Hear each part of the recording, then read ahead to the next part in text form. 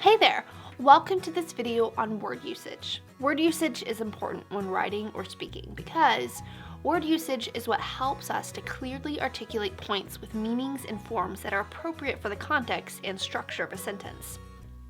Understanding words and how to use them will greatly improve your ability to be an effective writer. Here are 3 things to consider when deciding on what words to use in your writing. Number 1, does the word actually make sense in the context?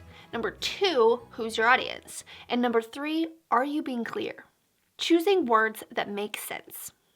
You must know what the word you're trying to use actually means. For example, the fish galloped through the water.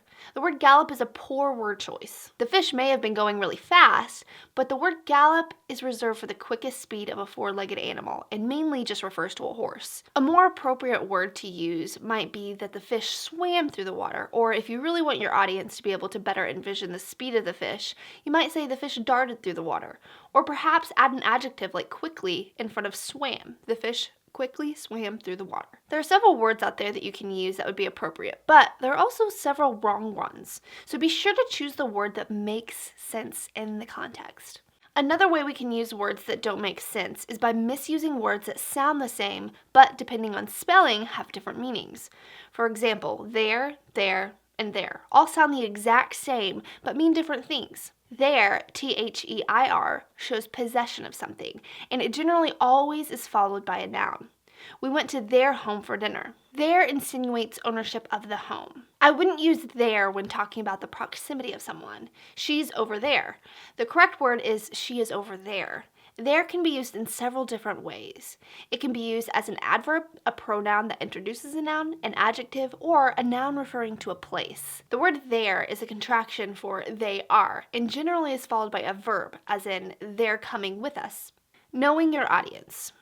Understanding who your audience is very important as a writer. For instance, if you're writing to 2nd graders versus writing to the President of the United States, those 2 letters will be very different. At least they should be. When writing to 2nd graders, you want to stay away from more complex words that they don't yet understand. And when writing to the president, you want to write in a manner that is professional and respectful. Age difference and authority aren't the only distinctions to make about your audience. Cultural differences may also apply. Sometimes words or phrases can have different connotations depending on the culture. Connotation refers to the social undertones, cultural implications, or emotions tied to certain words or phrases. Let's look at some examples. In this city, 49% of people are mooching off the government. In this sentence, the word mooching has a negative connotation, suggesting that the people are selfishly taking advantage of the government. Now let's look at this one. In this city, 49% of people are on welfare. In this sentence, you have simply stated an objective fact, making the connotation neutral. Now let's look at this last one. In this city, 49% of people are in need of financial assistance. In this sentence, the word need suggests that the people have done all that they can and is still not enough, making the connotation positive.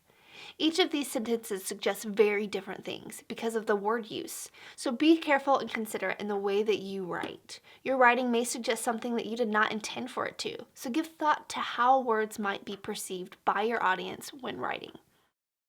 Writing with clarity. When you write with clarity, this makes your essay easy to follow and easy to understand. If you just try to embellish your writing by throwing really big words in places to try and show mastery, then you risk confusing your audience. Clarity is always the answer. Clarity is mastery.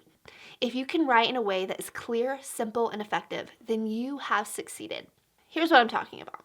Our core competencies include, but are not limited to, ideating holistic and innovative business plans that, in effect, will invoke a world-class paradigm shift.